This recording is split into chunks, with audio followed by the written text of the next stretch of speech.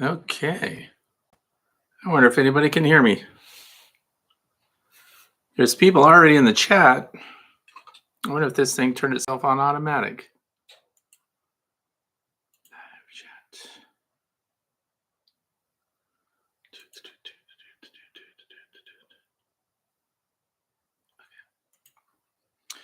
Well, I'm glad to see that some people decided to show up. I did post it, so you were warned ahead of time. So Greg says I'm loud and clear. Thank you very much. Spying Dutchman can hear me. So this afternoon is just a hangout, drink hot chocolate, whatever. There's Matt and Sarah. Thanks for being here. And I thought we should talk about open feeding and things that we're going to be facing here early in the spring. So if you saw my video that came out yesterday, and more than a couple people did, the bees were flying and they were getting pollen. And that's because we got temperatures up into the 60s. Right now, it actually soared into the 50s. So it's not terrible. It's a little rainy right now. And some people might wonder, hey, if there's no pollen in the environment, what are those bees out there finding?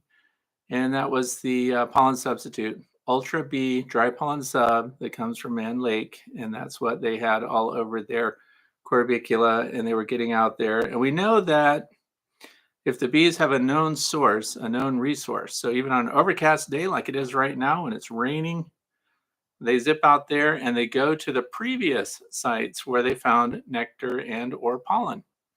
So actually, my wife, Annette, went out there 5 minutes ago and put the dry pollen sub out, and she was followed by bees on this rainy, dreary day in the 50s. So, do you feed your bees open feed this time of year? Because I do. If we've got foragers out and about, what are they going to do? They're going to look at the environment. First of all, I did go into the wetlands yesterday. And we have skunk cabbage. If you don't know already, skunk cabbage grow in the wetlands along riverbanks and things like that. This was on my own property. And it's a warm-blooded plant, which means it generates its own heat. It can melt through snow and ice. And this time of year, it looks a dark purple color. I do have a video about that showing bees going in there. So it's like the bees flying into a plant that provides a sheltered room that's about the size of my hands together. And inside, of course, that's where they find the pollen and they get in there and they get warmed up while they're in there getting pollen. So it's like really conducive to keeping the bees protected while they get the pollen, then they fly out. Nectar resource, not so great. This is why this time of year, I hope you're also keeping your emergency feed on. So that can be dry sugar, and that's what I've done historically, but what I've done this year is 50-50 Hive Life fondant, dry sugar. Colonies are looking strong. So that takes care of the carbohydrates. So what's really missing are the proteins that they need to start that spring brood. And when it comes to dry pollen sub out here, it's only good for a few weeks. That's the importance of keeping records of when your bees fly, what they get, when they get it. And the dry pollen sub, the reason I say it's only good for 2 or 3 weeks is because by then the trees are providing pollen and other sources in the environment start providing for the bees. So then they start ignoring the dry pollen sub. So it's a very limited amount of time to do it. The other thing is, that's right, Sean Meister, it generates its own heat. It's way cool. And it was actually one of my goals in photography and cinematography was to get the bees going into those skunk cabbage plants, so the flower stage, and get videos of the bees going in and coming out. And last year was like just my luckiest year ever because I got out there and got several. Where all the years before I would get there just in time to see a bee fly out and take off. So I couldn't get sequences, but those are also on YouTube if you want to look at them. If you've got questions, toss them right out there. Here comes one. What are your thoughts on the internal top feeders on the Apimae hives? Okay, so when it comes to Apimae, I don't even know how to say it. I don't own any. So my opinion about that would be unqualified. So guess who you think I'm going to send you to for that? Cayman Reynolds. Cayman Reynolds has an entire test yard of Apimae hives. There are other people that have those too. I just can't answer it. I know that they have a lot of proprietary configurations in those hives, and people that have them seem to like them. JC's Bees in Ohio, he also has Apame, but I can't say anything about it. There's JP and FLIR footage. Oh yeah, of the skunk cabbage FLIR footage, I sure did, because I had to show the temperature comparison when it was only in the 30s out there. And that would show that it was generating its own heat. So yeah, I've got that out there. FLIR C2, by the way, for those who want to know what piece of equipment that was used. And what else do we have for questions?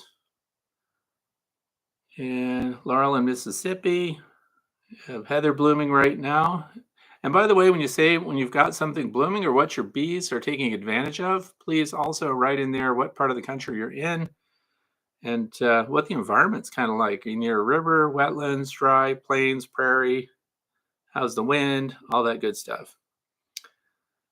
MT says, I've been impressed so far, though I'm very new. This was my first winter. Both hives survived so far, but hasn't been warm enough to verify new brood. And I'm glad that's brought up. Please don't open up your beehives and look for new brood. There's absolutely nothing you can do about it if it's not there. You're too late in the year. So please do not open yourself. When's a good time to open a hive to take a look at it? For me, I'm not opening a hive until I get into the 70s because you get chilled brood and you don't even know it. The bees just clean them out and you think they hatched out of their cells when what happened was they got chilled and died. So you got to be very careful. Don't rip anything out, but check the food resources, the emergency feeding. And if they need that, put that on your hives right away. And here's Dominican beekeeper Fred. Do you know of any bacteria that are harmful to humans that might be able to survive in honey? That's a fantastic question. No, I don't know of any bacteria that survives in honey that comes from the beehive that is currently harmful to people. So Daniel says, hello, Fred. After listening to your chat with Mr. Ed, are you going to build any canopies over your hives? No. So even though he's agreeing with my wife, which is the worst case scenario, she's been asking me to do that for a long time. I don't see the need for it. I know Mr. Ed, for those of you who don't know, that's Jeff Horshaw, calls himself Mr. Ed. Great channel. And we had a good discussion about that down where he lives now. He had some lean-to style rooftops over some of his hives, and he made comparisons of those that were exposed to those that were covered. Those that were covered tended to do a lot better. I would say that if I lived in the desert Southwest, for example, I would definitely be looking into some kind of canopy material. And you know what I was looking at? I was noticing the trampoline in my backyard that I put out for the grand monkeys to bounce all over the place on. It's a 16-foot diameter trampoline, but the fabric is designed for air to pass through it, but it stays springy. It's really strong. It can handle ultraviolet, so it handles sunlight. I was thinking trampoline fabric would make a fantastic canopy over beehives, several feet above the beehive, just to provide that shade that air passes through. And it would last a long time. So what do you think about that? There must be people getting rid of trampolines on Craigslist and things like that. They don't need them anymore.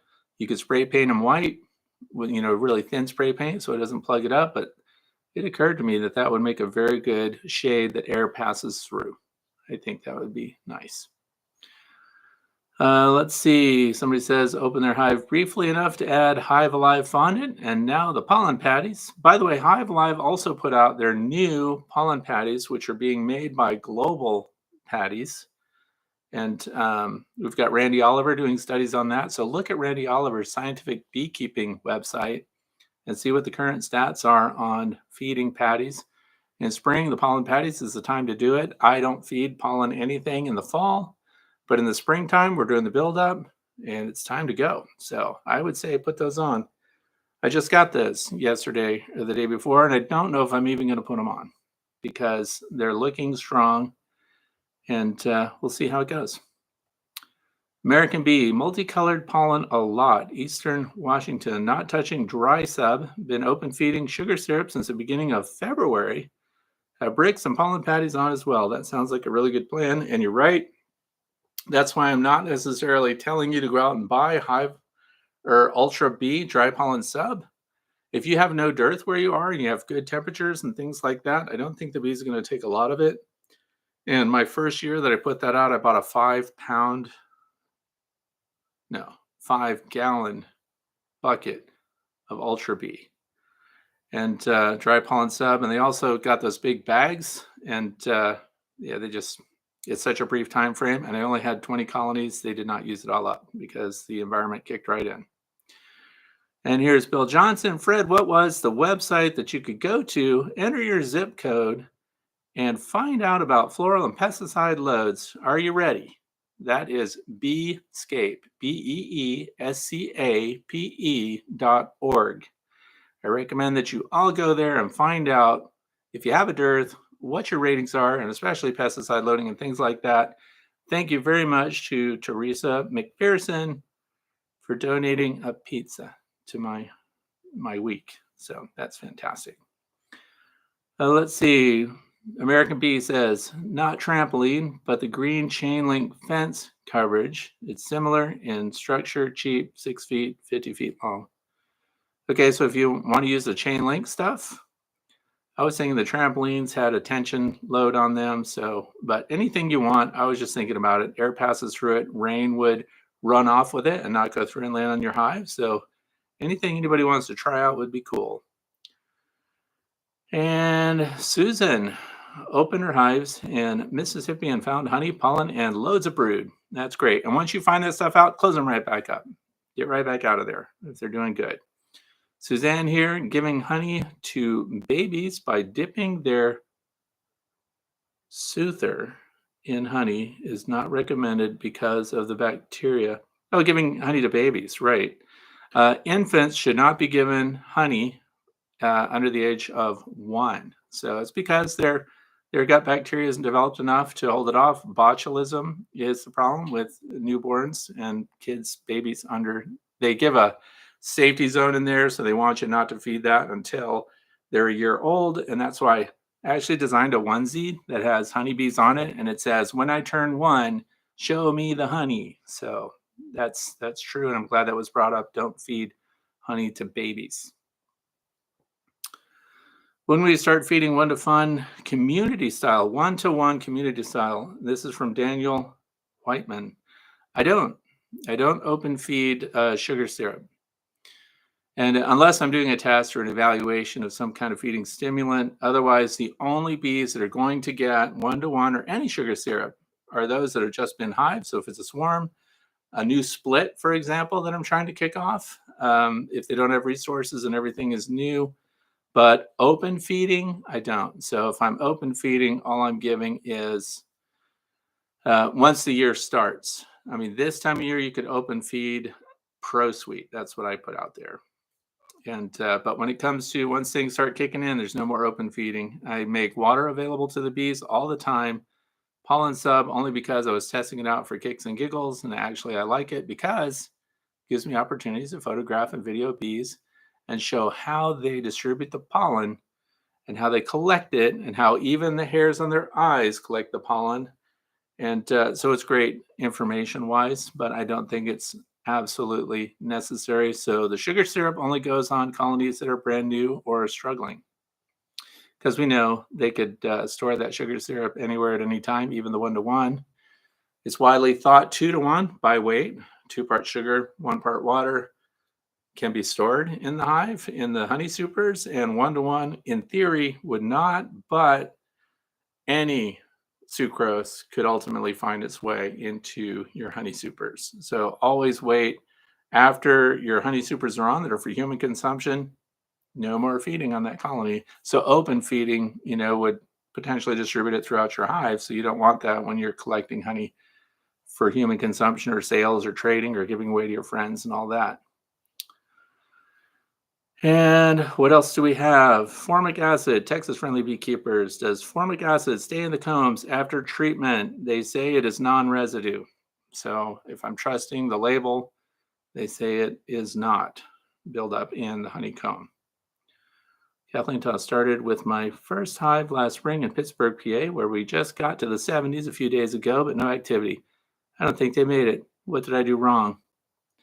That is going to be a common question for a lot of people. What did you do wrong? What's the condition? So, assessing a hive that died out, that you see no activity. By the way, I'm warning you, I pointed this out to my wife. She walked through and she was on her phone telling her son which colonies made it and which didn't. I'm like, better be careful on that because you don't know. They could just be tucked up in there. And yesterday, later in the afternoon, when it got really warm, I brought her back out. Look at the hive that you thought was dead. They were booming. And so were the others. What they are is sometimes they're clustered in there and they're staying tight. They have the resources they need and they wait for it to be really warm before they go anywhere. So they weren't dead at all. In fact, they were really strong. So don't really open things too early. Once you know for sure that you have a dead out, what you want to do is really close up the entrance with a screen. We want to keep other bees from robbing them out because we don't know why they died. First question to ask yourself, going into winter, what did they look like? Did you see the queen? Did you see evidence of the queen? What were the mite counts? What are the mite loads? I found out more than 50% of the beekeepers in my area don't even look for mites, don't know their mite loads, and pay no attention to it. They just kind of accept the losses that they have. And I would say knowing mites would give you information about what might be impacting your bees' ability to survive winter because they do profoundly impact your winter bees. The other thing is Hive Alive, the liquid looks like this, has a positive impact on nosema. In other words, positive impact on the microbiome, the gut bacteria of the bees, and it suppresses nosema spores in their digestive system, which also cause your bees to have a difficult time metabolizing resources in wintertime and keep their body weight down. It would be like you having living parasites in your digestive system that are consuming your resources that you need to be healthy. So there are many layers of things that can be wrong, but under your control would be the varroa mites, healthy queen, good resources going into fall, plenty of honey. And then, of course, again, my final configuration here is no top venting, no top entrances, and a single entrance down below, but a small beehive going into winter. So a max of 3 boxes, and my max size would be 1 deep and 2 mediums. The most common configuration for me is 1 deep and 1 medium. And we have those that have gone through with a single deep this year because it was a late season swarm. So we didn't want them to occupy a big space. And then the emergency food resources that are available to them on top, insulated. An insulated cover is really going to be important because we want to keep condensation away from the interior surfaces directly over your cluster of bees. Do I insulate? No. I only insulate the inner cover and then the top outer cover. And that's where the food resources are. So once you've done all of that, and if you still, with all of your best efforts, end up with maybe the queen died, maybe the queen was no longer fertile, maybe they swarmed late in the season and couldn't produce a new queen. And so just through attrition, you thought you had a good, healthy hive of bees, good colony. And then just by the time you got to spring, the numbers were so small that they couldn't survive. They couldn't multitask in there. And this is sometimes what happens when we get these early warm-ups and some of these hives aren't flying at all, but yet they're in there, but the cluster is so small, they can't multitask, which means they're trapped over the brood that they're trying to keep alive. And they don't have enough foragers to go out and get new resources while they protect the brood and the queen. So they end up just dying through attrition. It can be really tough. Let's get back on here. Don't be discouraged. Do not quit. Do your best. Stay with it. Get new bees. Currently trying to plug a feral colony with 60 water, 40 sucrose. I want them to swarm so I can hopefully catch them in my traps. Casey Dooley. Now for Casey, see, here's the thing. Pushing bees to swarm so you can catch them in a trap. I don't recommend that. So here's what I recommend. Boost your bees, get their numbers up, and you can push them to swarm. No problem to make those preparations. But the minute you start to see actual queen cells on the fringe of those frames, they are making preparations to swarm. That's when, and they're in there. So the difference between a queen cup and a queen cell, queen cup, empty preparation, just a cup, looks like the top of an acorn. And when it's actually a queen cell, you'll see the egg in there, you'll see the royal jelly, and you see that they're in a meaningful way producing replacement queens. That's when for Casey, don't wait for the swarm. Pull out the existing queen, brood, and resources, put those into a nucleus size hive. That's 3 to 5 frames, deep frames. I use 5s. And then go ahead, you just created a synthetic swarm that way. You removed the queen. So now the new ones will replace themselves. That is a guaranteed collection of what would have been a swarm. You divided the resources, you relieve congestion, you satisfy their need to reproduce, and you've got the colony under control without waiting for them to bivouac somewhere on a tree branch or some fence, or heaven forbid, 1,000 yards away from your house where you can't even find them. So I recommend, once you see them making those preps, do the split, take control, and have your bees.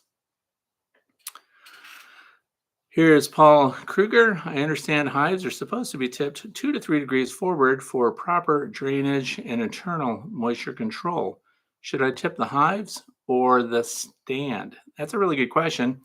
All of my beehive stands, when I set them up, are automatically tipped. Now, the reason you wouldn't tip a stand, why you would tip a hive, is if you had multiple hives on a long support system and obviously then the entrances are facing different directions potentially, then you could shim up the hives themselves. But tipping the stand is what I personally do because all my hives face kind of the same way when they're on the same stand or support system. And that's a very good question, by the way. And need to be ready for them. You sure do. The bees are going to prove everyone wrong in spring. I was on them last year. I was really excited. When these warm-ups come, you got to be ready. First day that hit 75, if you think I'm not going to look at every beehive, I am. I'm going to be in there. Here it is, Dominican beekeeper. Is it possible to put OAV powder in the special entrances that Dr. Erica Shelley, it's Dr. Erica Shelley, by the way, we did an interview with her. Not here. We don't have a method for that to work. We don't have dosing, and we don't even have those entrances yet. And that's Protecta Bee for those that are wondering about that, and that's in Canada. So depending on where you live, regulations are in place to control what you can give your bees, how you can deliver it, and you have to prove efficacy and safety for the bees and everything else. So that's an experimental thing. I would definitely wait for the science to be published on that and see how it goes. And they're working with University of Guelph, so you're going to see that probably on their YouTube channel as well. And it is a very interesting Protecta Bee, that entrance. If you don't know about it, look it up later, and you'll see that it's pretty cool. And what else do we have? South Central PA, Gettysburg, have a double deep hive with a laying worker and no queen. I've added a frame of brood. Do you think it is too early for a queen to get mated? If you have a laying worker, you got to defeat her. So... And for those of you who don't know what a laying worker looks like, usually it's more than one worker, and you're going to see multiple eggs in the cells in the brood area, and you'll see a lot of those eggs not making it all the way to the bottom of the cell. So they park them halfway, 2/3 of the way down the cell on the sides. That's because the worker bees aren't as long in the abdomen as the queen is, so they can't plant their eggs all the way at the bottom. And if you have that, you're kind of in a pickle, but here's what I recommend. Overwhelm those workers with QMP, queen mandibular pheromone, and you can get that as a synthetic from places like Better Bee. And you put that in there, and it lets those workers know that there's actually a queen present. And guess what they do? They attack that little noodle that comes. It's got that pheromone on it. And then when they realize they can't get rid of it, it slows down or even stops the production of their ovaries so they can stop. And then when you go to put in the new queen, you'll remove that 24 hours ahead of time at least, and then you put your new queen in there, and hopefully the chance of them accepting her will be better. Another thing that people do to kind of mess with their pheromones when you're installing a new queen, when you've got those persistent laying workers in there, you can spray sugar syrup 1:1 warm with Honeybee Healthy. 2 teaspoons of Honeybee Healthy per quart has been proven to help queen acceptance. So, but you're in a pickle. It's much better to try to stay on top of them before those laying workers start to lay. And usually they're queenless for 3 or more weeks before laying workers will start to lay. So we kind of have to stay on top of our bees. Saint Germain, longtime viewer, thank you so much. It's extremely generous. And it's a pleasure to be here. And now we go to Lindsay at Homestead Farm. It was in the 70s this past week here in the Dandridge, Sevierville, Tennessee area. And yes, I was in my 8 hives. They're bringing pollen in like crazy. Yep. So actually, a lot of people have really good news this year. Is anyone that's on right now using these hive gates? So we're just coming out of winter. So this is the first winter with those who have been testing these. And we'll be sending out a survey to get all the information about how those worked. But a lot of people said they worked really well for them. And so we're going to see how that worked. And there'll be a survey through SurveyMonkey coming out. So it's not spam. It's not some kind of hacker. It's an actual survey to see how people did. And all the results, early results, have been really good on that. So I want to find out how those things are doing. Mark Bidwell's here. Bee Anatomy. How do bees use mandibular to make royal jelly? That's a deeper question than we probably are ready for right now. But honeybee worker bees, especially the nurse bees, produce vitellogenin. All right. So what it is they have the ability to excrete through their mandibular glands, which are right by the mandibles, which is what they infuse when they're making bee bread, for example. So we have bee bread, which is made from pollen that is in the pollen cells, but we know that nurse bees get in there and they amend that. So there's enzyme activity going on in there, and they are also fermenting it. So through my observations, 48-hour-old bee bread, you can smell it. You really smell the pollen that has been just like yeast. So then the nurse bees get that, and then they further amend that so they consume it. That's why nurse bees, when you squish up their guts, which not a good idea, but if you squish up their guts, you find that they're metabolizing the proteins, the pollen.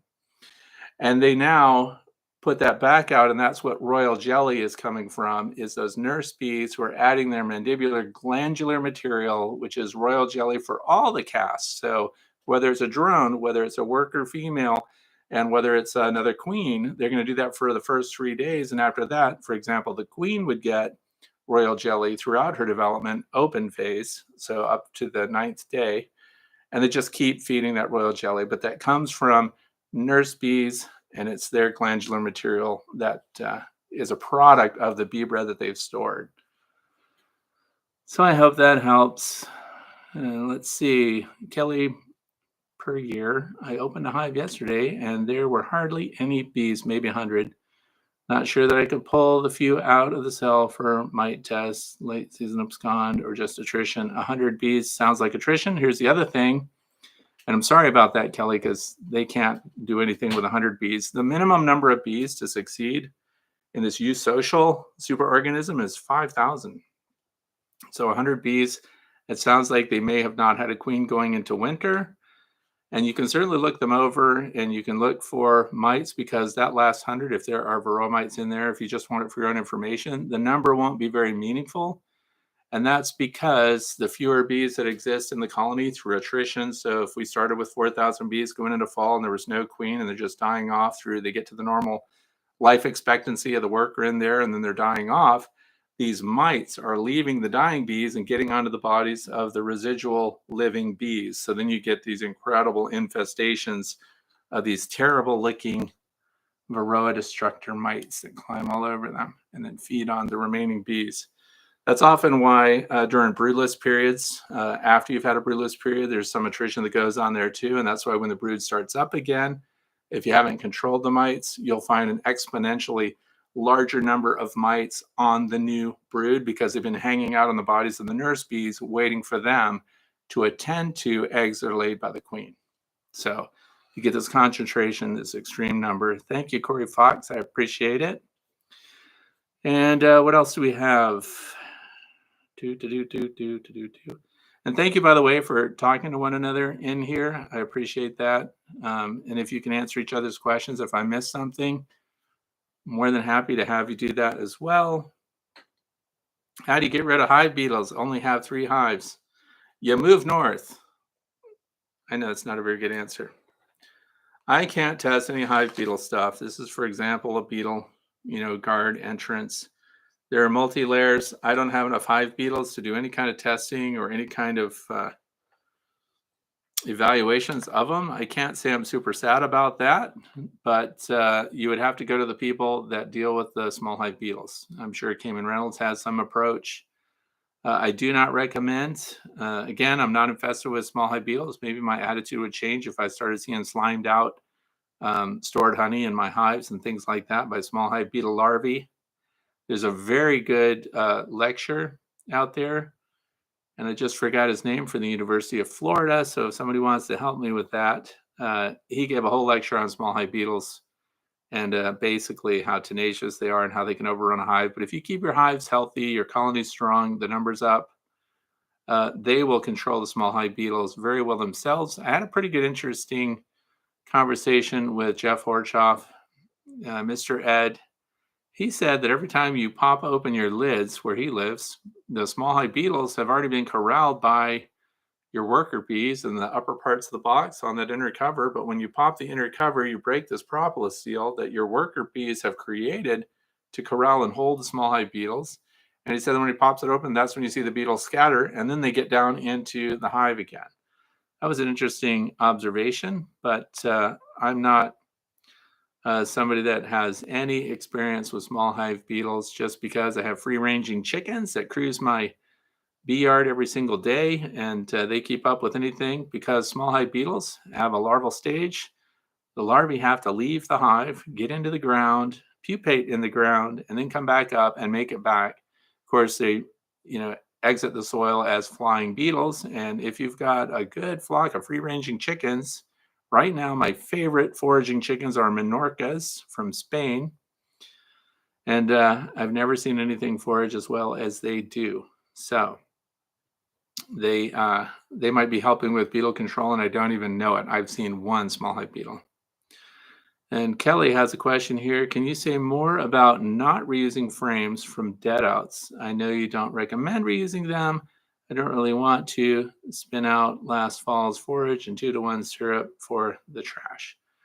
Now, you can spin out your own surplus frames of honey after you've had a dead out. They're perfectly safe for people to eat.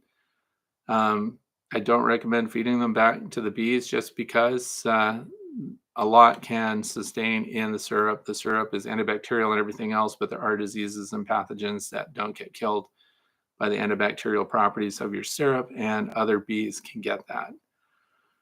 So you could scrape them down and just get rid of it and reuse the base wax, run them through a freeze cycle so that you can make sure there are no eggs and things from small hive beetles, wax worms, things like that. So the eggs from the wax moth. And it just really has to do with what you're seeing when you're looking at them. We don't have the lab capabilities kind of to look to see what's going on. And I know that there are a lot of commercial beekeepers that go through those dead outs, pull everything apart, clean them up, strip the wax out of them and things like that, and put them right back into service. They might use a torch and flame them a little bit or something like that. But again, I don't know if they're taking the time to find out what the impact of that was, but I know that they don't get rid of those frames. Jamie Ellis, thank you, Hillbilly Beekeeping.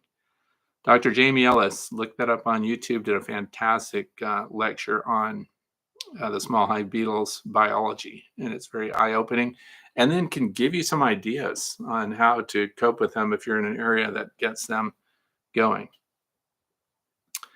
And this is from Airport Adam. I hope you don't live in an airport. But anyway, do you have any problems with the chickens eating the bees?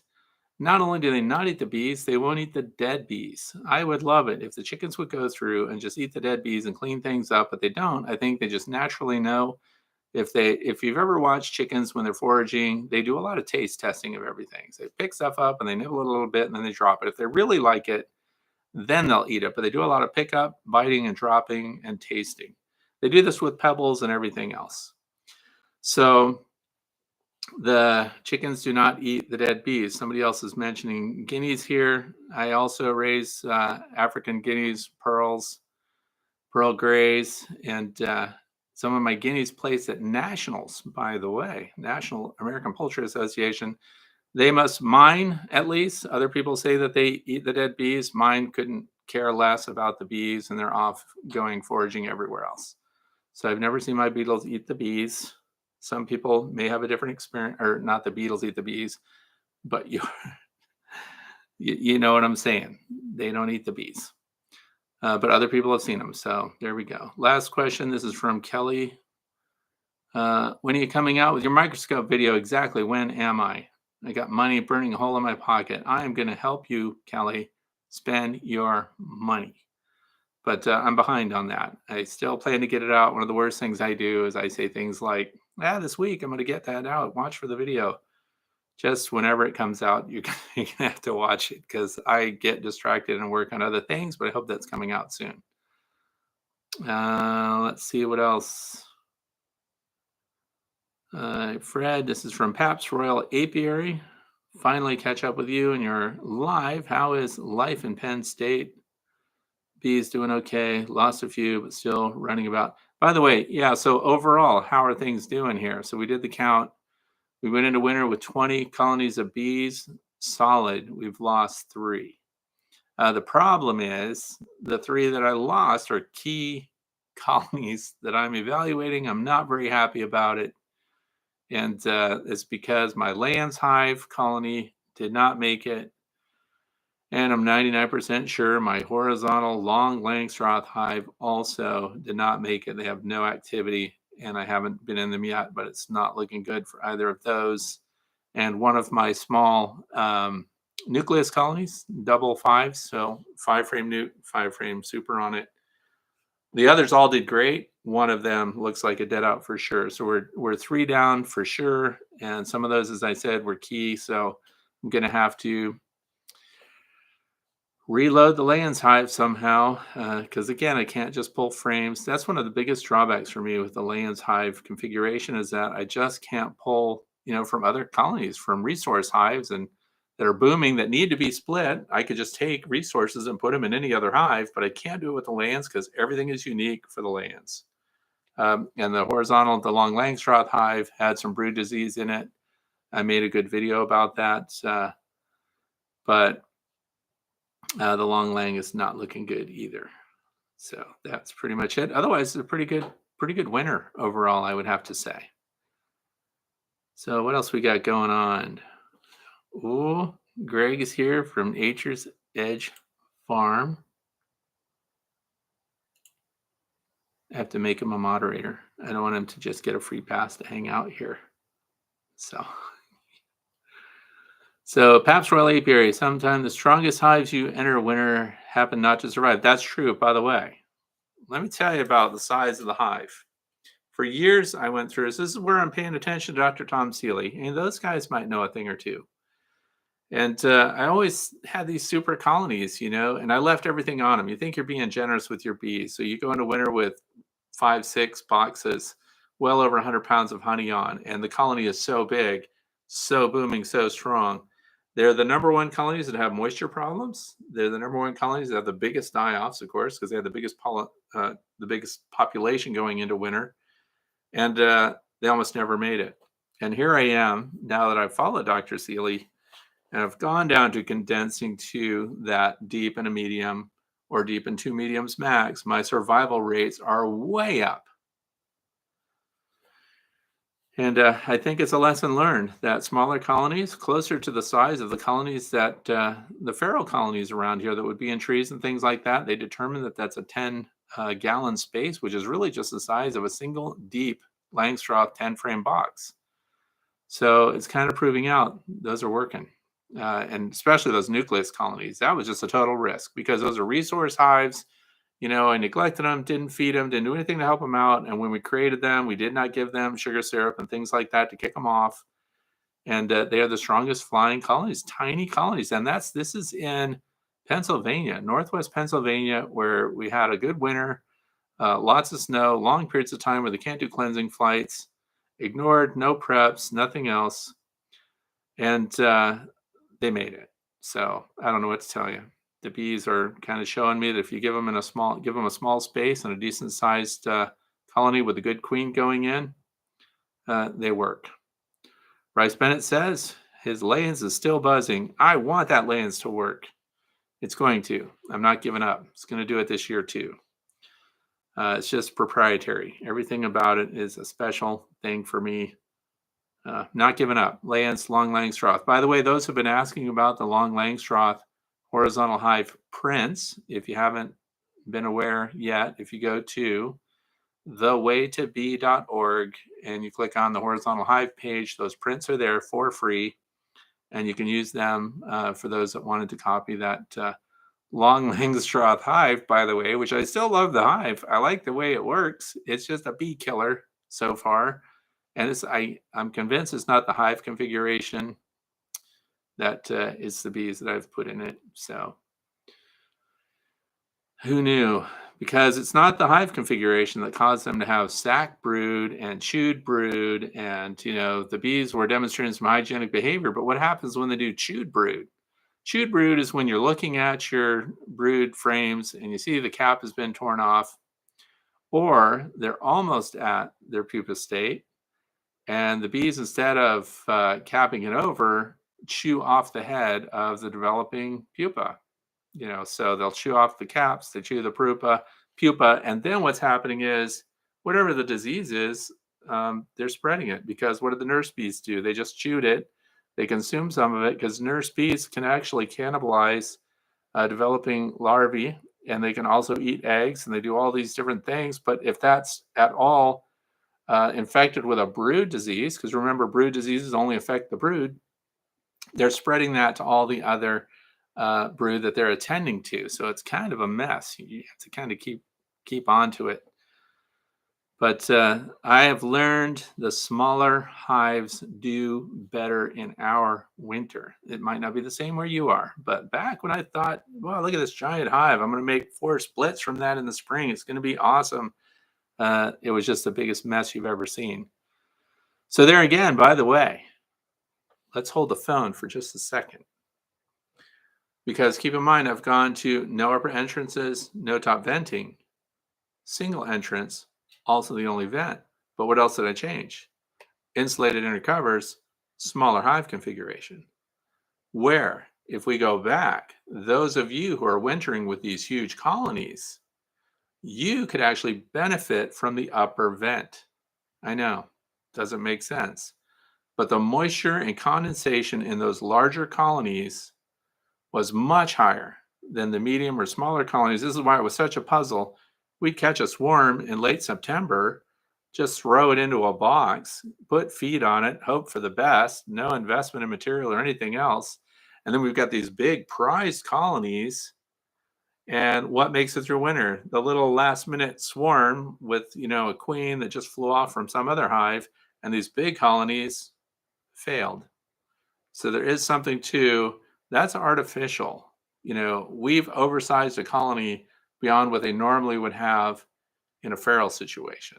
So if the statistics on all these scientists that do these field studies that tell us what the cavity sizes are, we've exceeded those cavity sizes and therefore changed their survivability in winter.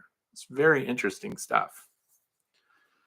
So yeah, you get food on there, and take give them time to make their fat-bodied winter bees and everything else, and the smaller hives are way ahead. Just let me share that right now. Don't think you're doing great things with giant colonies going through winter.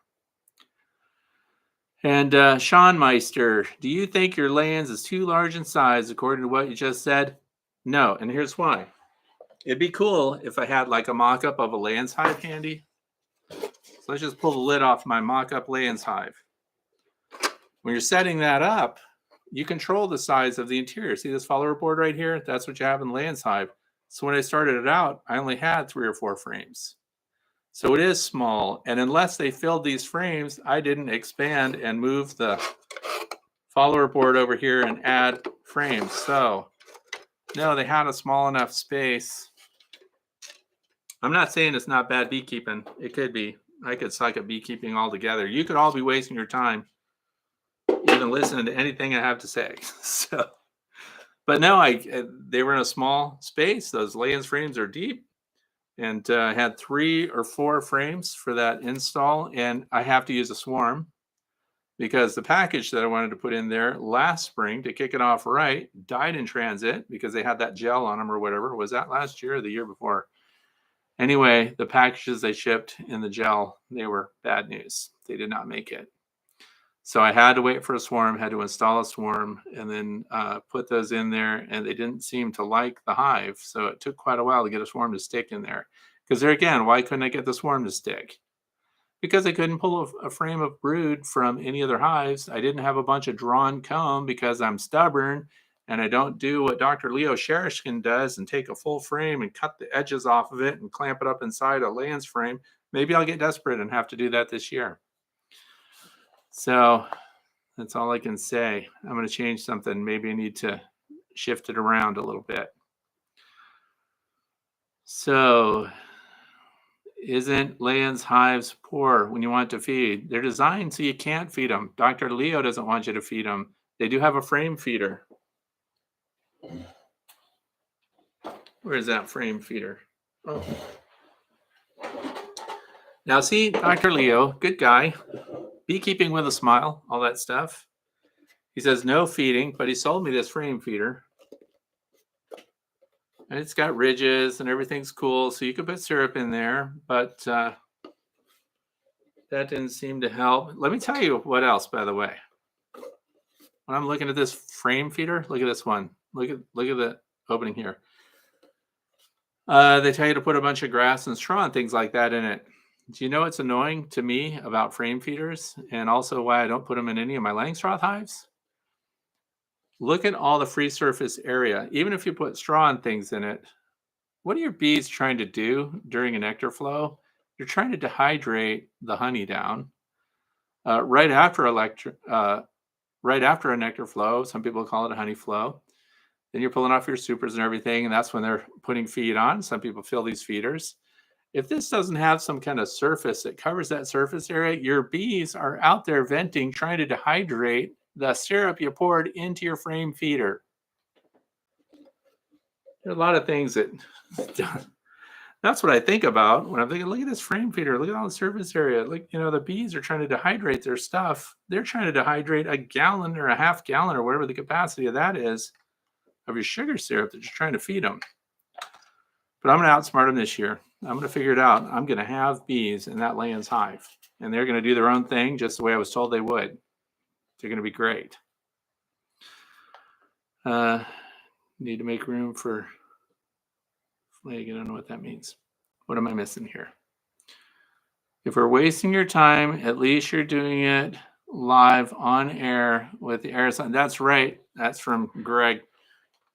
My live and on-air signs, just to let you know it's legit and really here. That is not a photo in the background. That's real stuff. Put it there myself. And no, Mrs. Dunn did not design my background. It was all me. Now, what else do we have? See somebody that we haven't heard from here. Those deep frames are for acclimated black bees, not for your yellow ones. The honey crowns keep pushing them down. And in the end, they swarm in the middle of a flow. So Danny C says it's the bee stock. So the weaver bees are not for that. So maybe, and Dr. Leo may use just Russian bees. He may use just black bees or the German bees. I don't know what he's using, but whatever I've had so far, they've not worked. Joshua Dunn is here. Good afternoon. And Dominican beekeeper made the same observation with the frame feeder. Yeah, if that frame feeder does not cover the surface area, that is, you're just giving your bees more work along with giving them something to consume while they try to dehydrate what they're eating. Just install old brood comb in the Lands frame. Yeah, we can cut the frames and put it in there. We're going to have to do something different. Don't worry, we're going to do it. And Teresa McPherson, hey Fred, 2 vids in 2 days. Thank you. You're welcome. And guess what? There's another video coming out tomorrow, an interview that you're going to want to see. It's going to be somebody that you may know. And I'm going to find out stuff about this individual that you never heard before. I'm going to put them right on the spot. We're going to see what they talk about. What are your thoughts on bee suits? Just a quick something to say. Bee suits. Everybody needs a full-blown, full-bore bee suit. Whether you wear it or not, normally, I'm glad we brought that up in the background here.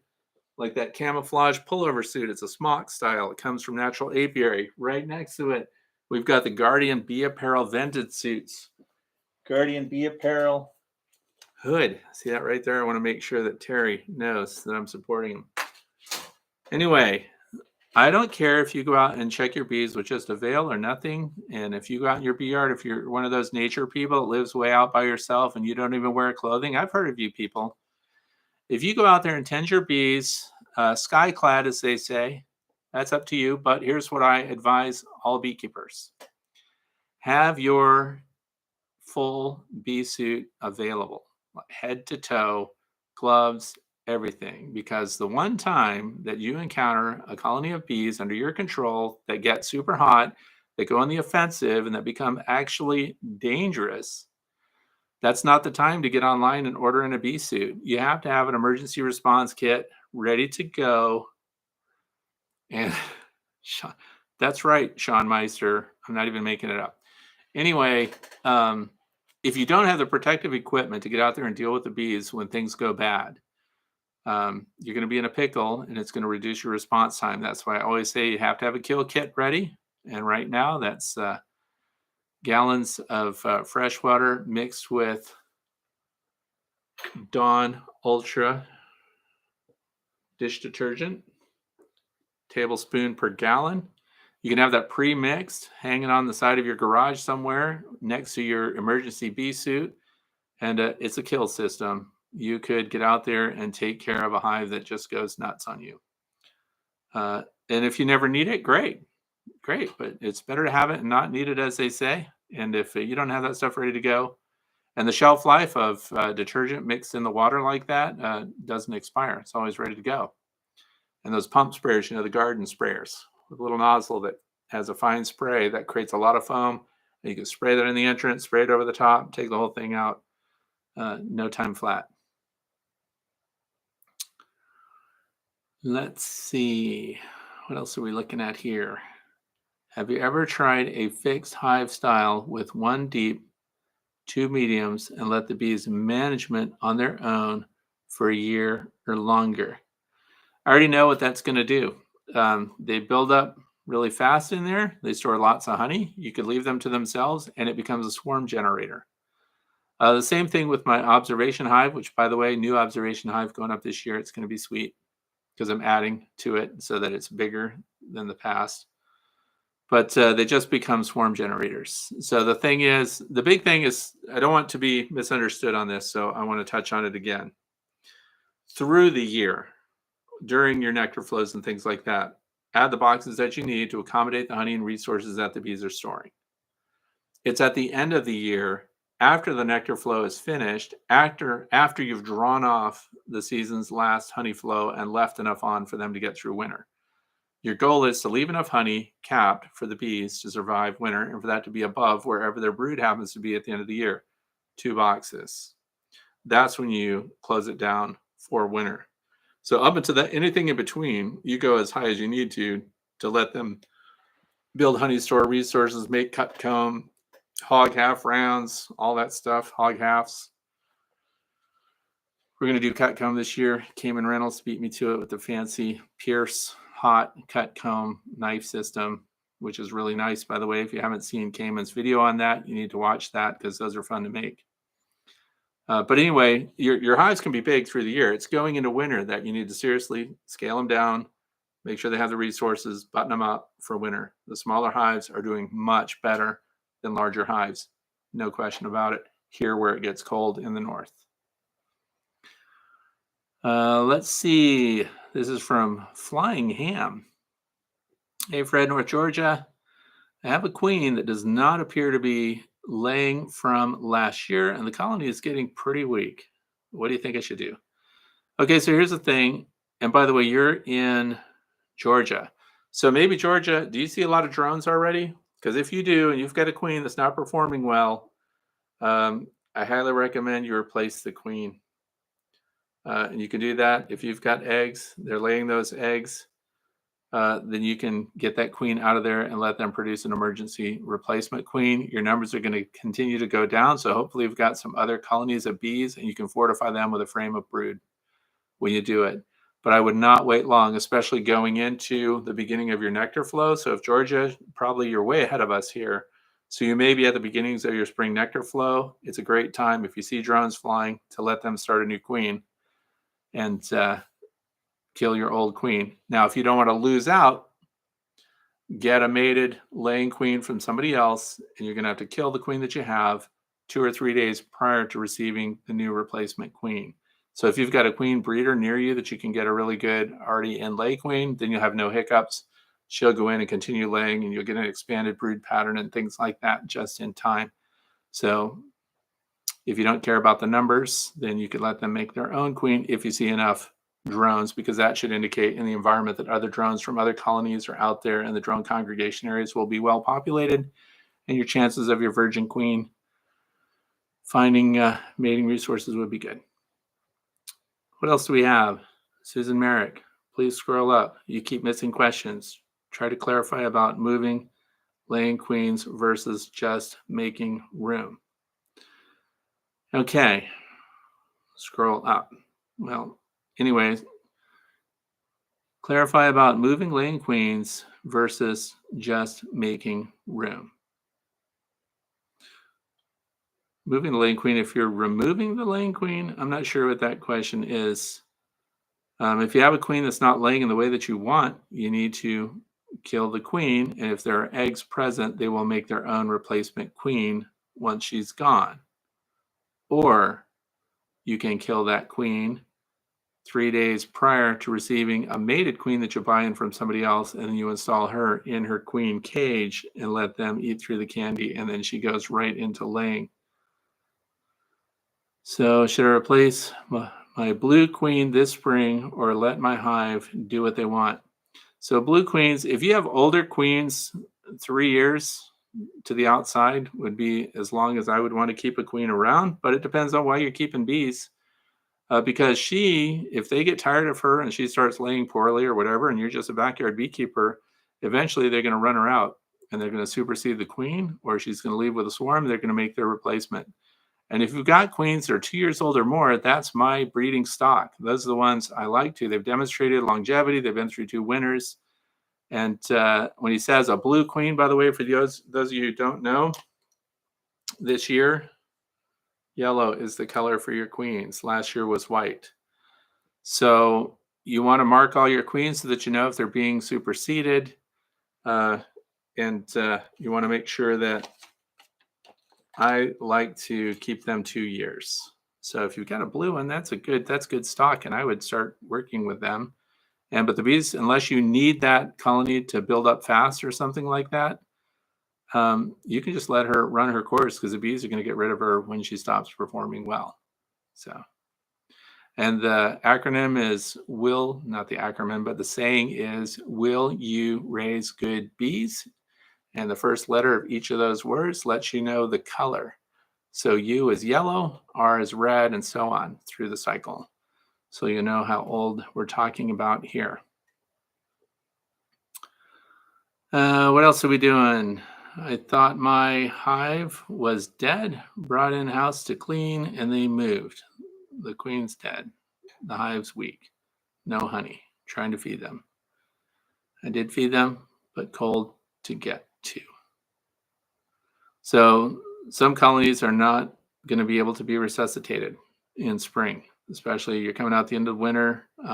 It's very hard. You have strong colonies that we can do splits with and things like that, but we really have to get into assessing why they died, why they're small, and be able to look at brood conditions and things like that to make sure there hasn't been some kind of brood disease. And we need to make sure that it's a colony that you want to continue to work with, especially when they're demonstrating that they can't survive a winter. I focus on those that do. So Susan says to prevent swarming. Are you asking how to prevent swarming? You have to stay ahead of the buildup, which is coming right now. So as spring hits, the warmer days hit. They've already been building brood, by the way. So these populations can catch people off guard. So you need to be prepared to expand your colonies, put supers on, and supers with drawn comb help. And so you need to get them on before they finish filling out all the frames in the hive with their resources. So if they're coming out of winter, all those frames should be full of drawn comb, and they're starting to refill those cells again. And we need to make sure that there's enough room for the bees, for the queen to lay her eggs, and for them to store resources. We need to put that stuff, keep ahead of them. And you need to inspect right away on that first day that hits the 70s or whatever. You need to get right in there, find out what you need to know, and then close them right back up. And then have your equipment ready right then to put on when you need it. So Matt and Sarah, Fred, when do you put the flow hives on in the spring after they cap the super? Okay, so here's the thing. It's just like, it's no different with the flow hive than with others. So we've got the deep box, we've got the medium box. I let the bees fill those, but that medium box in spring, 8 out of 10 frames, if those are capped, and if those cells are full of nectar and they're still building, that's when I put the super on before it's completely filled. I also don't put a queen excluder on there. I put that flow super right on top of that if that medium box is nothing but honey. If there's some brood up into the lower third of that medium box, then I add a second medium super, let them start to fill that 8th or 9th frame. Then I put the flow super on that without a queen excluder. And no top venting, no top entrance. Otherwise, the queen excluder is not, in the absence of a queen excluder, they will move up near where the venting is, and there's the potential for them to start to have brood up there too, because they like to put their brood near wherever the entrance and vents are located. But that's what I do. When they're 80% full, I put that flow super right on there. Daniel Stroh, my new swarm started making comb on 4 frames, but they slowly started to leave. Do you have any idea what could be the problem? I had a in-frame feeder and plenty of wildflowers. When you have a new swarm, it says making comb on 4 frames, but they slowly started to leave. Does that mean they did not lay eggs and they did not start building brood? Because sometimes when you get a new swarm, it could be, especially if it's small, the queen that's with them may not have been mated. So even after you put them in your hive and you've got the swarm there and you've given them all the resources you think they need, if that queen still has to fly out and do her mating flights, they may be unsuccessful. And if she is unsuccessful, eventually the residue of that colony that's in that box in the absence of a mated laying queen will eventually just start departing. They have no way to fix the problems there. So until you see eggs and resources, if you see eggs and brood being established there, that's kind of the anchor that will keep them there. And JP, the Delaware Bee Man, thank you for the live chat, for your time today. Thank you for being here. I'm glad that you're here. And a lot of people joined us say, ooh, it's 3:03, so I've been doing an hour. Let me see if there's any other questions here. I'm sorry I'm not scrolling back up through unless there's something really pressing for somebody. Hey, Fred, have you tried using temp sensors inside your hives? I have, temp and humidity sensors. And here's the thing. Temp and humidity sensors that I put in there, you get the information, and you know that your hives are alive. And you know what the humidity levels are, and you get to see the humidity levels rise and fall through the day and night cycles. And then I realized, by the way, I have a whole box of those broodminder sensors. Half of them didn't even make it into the hives because with my thermal exterior looks and things like that, I found I really didn't need the data. I have friends in our beekeeper association that use broodminders and things like that. And they've got all the data on their phones and everything. But the real question is, what would that do for me? What would I change midwinter if they started to show higher dew points and things like that, or if the temperature started to drop? I would be aware then that the colony wasn't healthy or that the cluster was possibly reducing. And so did the temp sensors really help me with what I'm doing? They haven't. So I have a bunch of broodminder sensors for sale if anybody wants some. And I don't know if any of you read Ross Conrad's articles, but he wrote a whole thing about those sensors, by the way, and the bees in contact with them. Hello to Don Summers. Glad to see you here. And Forrest Edwards. I did a mite wash and OA treatment. I did a follow-up check on them last week. Didn't find queens, but one hive had 3 new queen cells. So I figured I would at least get a walkaway out of it. That's true. So if you couldn't find the queen, or evidence of the queen is easier often than finding the queen. So if you can find eggs and open larvae, then you know that the queen is still around, or has been at least within the last 3 days. But if she's gone and you got those queen cells, then it sounds like they're looking good. She may have already swarmed. And that's what happens too in spring with the buildup. This is where something like a brood minder might help you out, because you would know if 70% of that colony's population suddenly left, you would see an immediate dip in the physical weight of the hive. And then so then you would know, oh, there must have been a swarm. I need to go check that out. But guess what? Your queen's already gone. So you've got your resident colony and they're already making the replacement queen cells. So you knew that the swarm occurred, but what did that change for you as far as your behavior with the hive? So I'm starting to question for myself, do I need that much tech inside the hive just so I can have these numbers so that I can know kind of? It hasn't really served to inform me more than just looking at the hives, warmer days. You can see what the weight of a hive is, pushing on it, tilting it to see if they're heavy. And because we have food resources on top as an emergency already, they're covered. So unless I'm trying to get some scientific data and some consistencies, some percentages of weight loss and everything through the year, or if I really want to correlate, if I'm doing some kind of new hive design and I want to see what the humidity levels are, or their impact on varroa, because there's a lot of new science out that the high humidity and the low oxygen levels that are inside winter colonies can profoundly impact the reproduction of the varroa destructor mites in there. So higher humidity was actually driving the reproductive rates of the varroa mites down to 1%. It's really interesting. So, but what would it do for me to have the sensors in there? I have to admit, not a lot for me. So I'm probably not going to pursue a lot of sensors, other than I do like doing thermals to look at them to see where the cluster is located. And there again, you get a great video out of it, and it's a cold day, and I can say, oh, they're alive, they're alive, they're alive, they're alive. And we can see the differences from the outside temperature and then the interior portions of the hive, because keep in mind, FLIRs read the surface temperature. We know they're alive. But what does it change as far as my activity? Because I go ahead and I put emergency feed on anyway. So it's not like I would see that the cluster's near the top and then decide, oh, I need to pull the top off and put a fondant on there or some dry sugar in a rapid round or something like that. Those things are already in place. So that's part of my winter preps. Now, going forward, there will always be a feeder shim on top, an insulated inner cover, an insulated outer cover over that feeder shim, and there will always be some solid form of emergency ration inside that top box for the bees. So again, the information that I get from sensors and things like that, it's cool to have, but on a practical sense for a backyard beekeeper, I'm going to say, I don't think we need them. I think that we can make the call with the old standard, take a look, see what they're doing, because let's be real about what's our response to that going to be.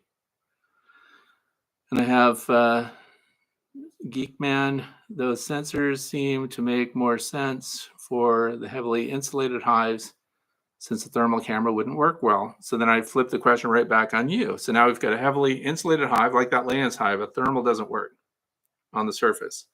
But let's say the sensor told me something about what's going on inside that Layens hive midwinter. What's my activity going to be based on the sensor results? Anything? Or are we still waiting until spring to pull things apart and see what's going on?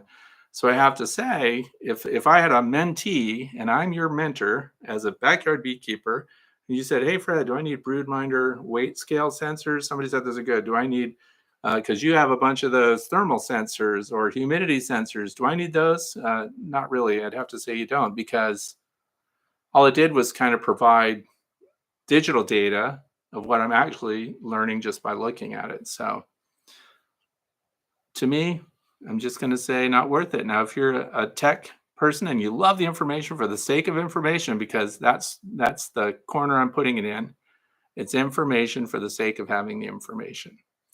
It also lets us know when spring buildup is happening, if you've got some way to digitally read the weight. And I've got friends that say the weight scales are widely variable and they're not very predictable. But if they show that they're suddenly gaining weight, then now we know there's a nectar flow on. Would you not know that there's a nectar flow on by looking at the landing board activity and seeing them all coming in with pollen and seeing their abdomens fully extended, letting you know that their honey crop is full? So again, direct observation is going to tell you also they must be gaining weight. Let's tip the hive. Oh, they are. That's a heavy hive. We need to think about expanding this one. So again, I'm not trying to shut that down. I'm just trying to keep it practical for people that might be asking me, do you recommend it? Would you get it? And I have to say now, I've just got this box of sensors that it's more of a pain for me than for the practical end, because you also have to take them out in the spring. You don't want to just leave them there and let your bees propolize them all over. And so JP, the Delaware Bee Man, says the other thing is you can go back and look at data from previous years. So that's a reason. If you want to look at the data and know when they did what, then that's going to be good too. My cues are coming from the environment and from landing board activity. So here's Antonio Petgrave. Hey, Fred, first winter. I had an upper entrance this year. No upper. Plenty of stored honey left over.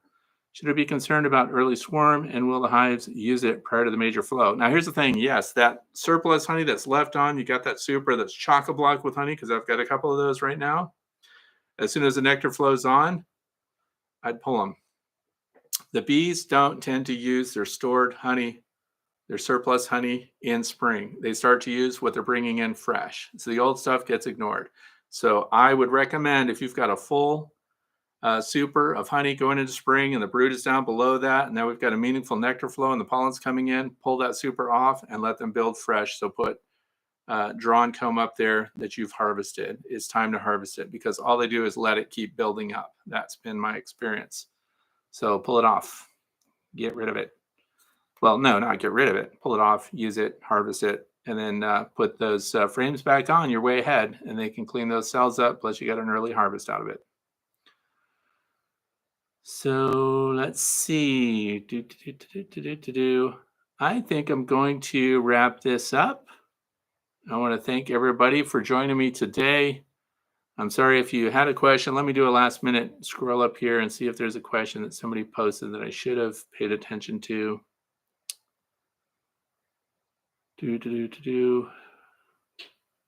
What else do we have? Some causes of a dead out where you would feel safe for using frames or boxes.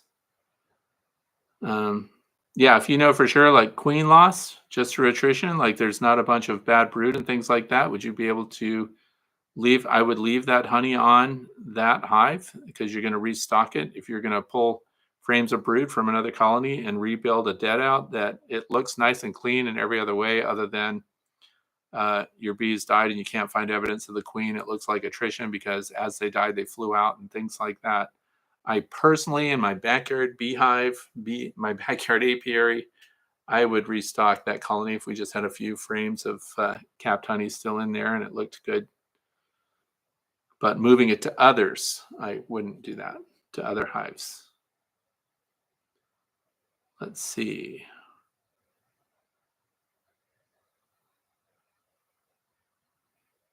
If there's any other questions, Titamite wash, oil treatment. So if anybody can give me a timestamp of this question I was supposed to ask that I overlooked.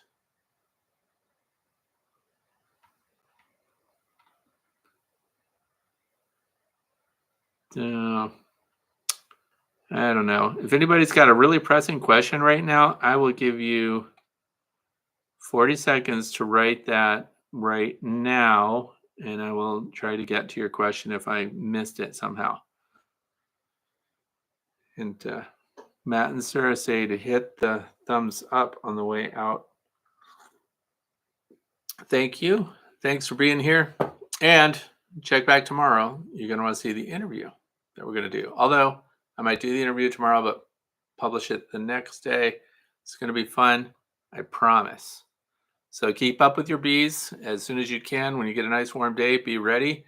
Be ready to expand them and have extra boxes ready for those splits that you might absolutely have to do.